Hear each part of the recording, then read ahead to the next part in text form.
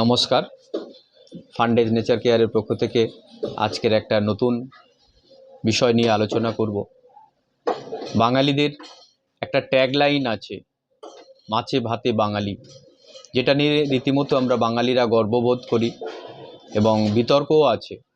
কিন্তু সম্প্রতি ভারত সরকারের পরিসংখ্যান বিভাগের এক পরিসংখ্যানে নতুন একটা তথ্য উঠে গেছে, যেটা থেকে বলতে হয় রোগে আর ভোগেই বাঙালি।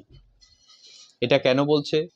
পরিসংখ্যানে দেখা যাচ্ছে বাঙালিদের মান্থলি যে খরচ হয় সেই খরচের বেশিরভাগটা হচ্ছে খাওয়া এবং দ্বিতীয়টা হচ্ছে রোগের চিকিৎসা খরচ করতে গিয়ে। এবং খাওয়ার মধ্যে আমরা যেটা করছি, যে খরচটা আগের থেকে বেড়েছে। বাঙালিরা ফাস্টফুডে আরও অভ্যস্ত হয়ে যাচ্ছি, যেমন পকোড়া, কচুরি,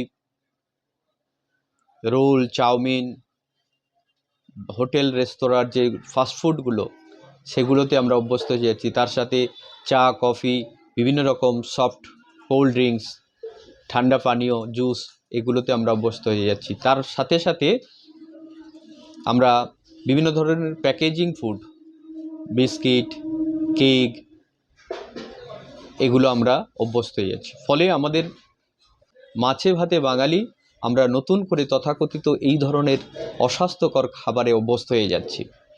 ফলে যেটা হওয়ার, আমরা বেশি করে আমাদের খরচ বেশি হচ্ছে।